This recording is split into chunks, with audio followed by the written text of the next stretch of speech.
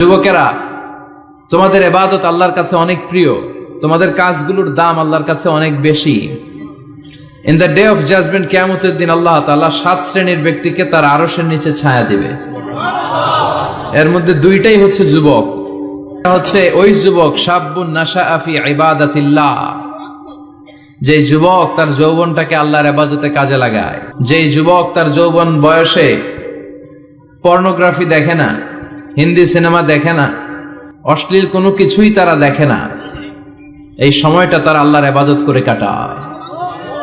আর আরেক শ্রেণীর যুবক, যে যুবককে পাপ কাজের জন্য, পরকীয়ার জন্য অফার করা হয়, সুন্দরী মেয়ে তাকে অফার করে, দেখো আমি সুন্দরী, সুস্নিগ্ধা, অনন্যা, প্রিয়ংবদা, সুহাসিনী, সুকেশিনী, সুভাসিনী, অসূর্যম পোষা, মেঘ কালো কেশ, কাজল কালো চুল, হরিণের মতো ডাগর ডাগর আমার দুটি চোখ। কিন্তু যুবক সেদিকে ভ্রুক্ষেপ করে না।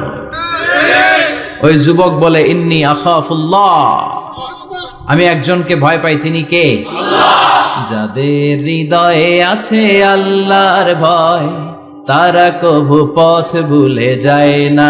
আল্লাহর প্রেম ছাড়া এই দুনিয়ায় কারো কাছে কোনো কিছু চায় না।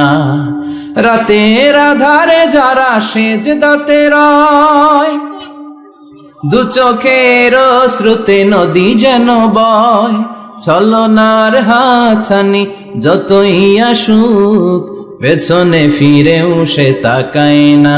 যাদের হৃদয়ে আছে আল্লাহর ভয়, তারা কভু পথ ভুলে যায় না।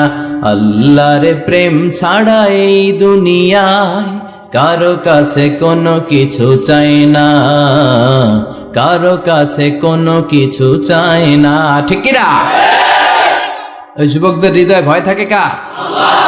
কারো কাছে তাদের চাওয়া পাওয়ার কিছু নাই।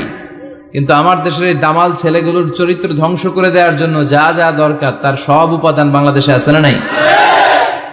এক নম্বরে পর্নোগ্রাফি আছে না? স্মার্টফোন গুলার ভিতরে ইন্ডিয়ান নায়িকাদের কোমর দুলানো ডান্স আছে না নাই? রূপবানে নাচে কোমর দুলায়া, ফেরেশতারা বলবে তোগরে পিডামো আমরা ঝুলাইয়া। তো যুবক ভাইয়েরা, এগুলো দেখবা না। তোমার চোখের হেফাজত করতে হবে, তোমাকে অনেক দূর যেতে হবে, তোমাকেই খুঁজছে বাংলাদেশ। তুমি যদি ভালো থাকো, ভালো থাকবে আমার বাংলাদেশ। তুমি যদি ইসলামের পক্ষে থাকো, ভালো থাকবে আমার 56,000 বর্গ মাইল। তুমি যদি কোরআনের পক্ষে থাকো, ভালো থাকবে আমার লাল সবুজের পতাকা। এজন্য যুবকদেরকে ইসলামের পক্ষে থাকতে হবে। এই পর্নোগ্রাফির সাথে আমাদের কোনো সম্পর্ক না। আজকের এই মাহফিল থেকে আমরা ওয়াদা করব, যার মোবাইলে যা আছে সব ডিলিট করা যাবে না ইনশাআল্লাহ। আগে যা করছি সামনে থেকে আর দেখা যাবে না। এই পর্নোগ্রাফি আমার যুবক ছেলেদেরকে শেষ করে দিয়েছে। এরপরে আরেকটা বড় সমস্যা হচ্ছে মাদকের সমস্যা। ইয়াবা, গাঁজা, ফেন্সিডিল, মারিজুয়ানা। এই ইয়াবা আগে ছিল ইউনিভার্সিটি লেভেলে ছেলেরা খেত, তারপরে নামলো কলেজে, এখন এটা প্রাইমারি স্কুলের ছেলেদের হাতেও পৌঁছে গিয়েছে।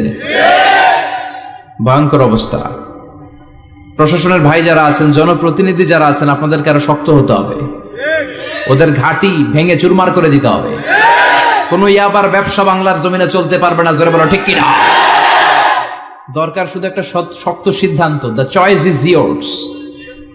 আপনারাই পারেন। যারা চেয়ারম্যান, ওনাদের অনেক দায়িত্ব। পুরো এলাকাটা আমার চেয়ারম্যান ভাইয়ের হাতে আমানত, ঠিক কিনা? যিনি ইমাম, মসজিদের সব দায় দায়িত্ব ইমাম সাহেবের কাছে আমানত। যিনি মেম্বার অব দ্য পার্লামেন্ট, ওনার দায়িত্ব আরো বেড়ে যায়। তার পুরো নির্বাচনী এলাকাটা তার কাঁধের উপরে আমানত। যারা মন্ত্রী, পুরো মন্ত্রণালয়ের কাজবাজ তার হাতে আমানত। যিনি এই 17 কোটি মানুষের প্রধানমন্ত্রী, তার কাছে পুরো বাংলাদেশটা আমানত। এজন্য যুবকদেরকে এই মাদকের সাথে যাতে পরিচয় না ঘটে, এরকম একটা পরিবেশ বাংলাদেশে করতে হবে। তো এক নম্বরে এই মাদকের কারণে ছেলেরা নষ্ট হয়, এরপরে পর্নো ভিডিওর কারণে নষ্ট হয়, এরপরে নোংরা ছাত্র রাজনীতি আছে না নাই? তাদেরকে দিয়ে মারামারি, কাটাকাটি, এগুলোর মতো কাজে লিপ্ত করানো হয়। এটা ঠিক না। যুবকদেরকে পজিটিভ পলিটিক্স শেখানো উচিত। এদেশে পজিটিভ পলিটিক্সের একটা ট্রেন্ড চালু করা দরকার, যেখানে মারামারি কাটাকাটি থাকবে না, মেধার ভিত্তিতে ক্যাডার নিয়োগ হবে, ঠিক কিনা? ছাত্র দলের নেতা হতে হবে ডক্টরেট করা, ছাত্রলীগের নেতা হতে হবে ডক্টরেট করা। যত ছাত্র রাজনীতির বড় বড় নেতারা আছে এরা শিক্ষিত হতে হবে, কারণ তারা আমাদেরকে পথ দেখাবে, তারা সামনে হাঁটবে, আমরা পিছনে পিছনে হাঁটবো, ঠিক কিনা? তো এই জাতীয় যে ইনকনসিস্টেন্সি আছে এগুলো থেকে আল্লাহ আমার দেশকে তুমি হেফাজত করো। আমাদের জনপ্রতিনিধি ভাইরা যারা আছেন ওনারা চাইলেই পারে, আমরা তাদের জন্য দোয়া করি, তারা যেন সত্যিকার অর্থে একটা সুজলা সুফলা শস্য শ্যামলা ডিজিটাল বাংলাদেশ আমাদেরকে উপহার দেয়। তাদের জন্য দোয়া আছে না নাই? যারা দেহের তাজা প্রাণ বিলিয়ে দিয়ে আমাদের জন্য বাংলা ভাষাটারে রেখে গেল, ওই ভাষা শহীদদের জন্য আমাদের দোয়া আছে না নাই? যারা ৭১ সালে মুক্তিযুদ্ধ করে দেশটারে স্বাধীন করলো, মুক্তিযোদ্ধা ভাইদের জন্য দোয়া আছে না নাই? যারাই দেশের জন্য কন্ট্রিবিউট করেছে তাদের সবার জন্য আমাদের পক্ষ থেকে দোয়া। আর যারাই দেশের শত্রু, যারাই দেশের বিপক্ষে, আমরাও তাদের বিপক্ষে, জোরে কোন ঠিক কিনা? এজন্য যুবক ভাইয়েরা তোমাদেরকে জ্বলে উঠতে হবে আপন শক্তিতে, ঠিক কিনা?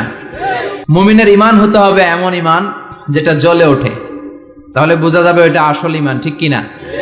যে ঈমান প্রয়োজনে জ্বলে ওঠে না, যে ঈমান সত্য ন্যায়ের কথা বলে না, যে ঈমান প্রয়োজনে জ্বলে ওঠে না, যে ঈমান সত্য ন্যায়ের কথা বলে না, যে ঈমান বাস্তবে নাই, যে ঈমান অন্তরে নাই, মুখে শুধু ফাঁকা বলি, কি করে তারে বলো ঈমানে বলি, কি করে তারে বলো ঈমানে বলি,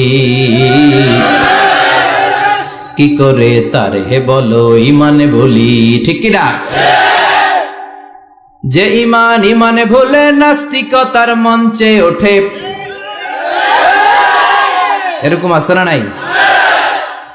যে ঈমান বাতিল মতের দোসর হয়ে ফায়দা লুটে, যে ঈমান শুধুই কেবল খায় দায় আনন্দ করে, যে ঈমান দেখে না যে আরাকানে ভাইরা মরে, যে ঈমান ময়দানে নাই, যে ঈমান বাস্তবে নাই, মুখে শুধু ফাঁকা বলি, কি করে তারে বলো ঈমানে বলি,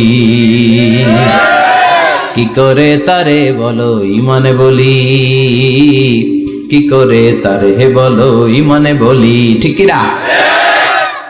এজন্য ঈমান হতে হবে পাক্কা ঈমান, ঈমান জ্বলে উঠতে হবে বারুদের মতো, যদি অন্যায় দেখে চিল্লা এখন, ঠিক কিনা? আল্লাহ আমাদেরকে সেই অর্থে প্রকৃত মুমিন হওয়ার তুমি তৌফিক দাও।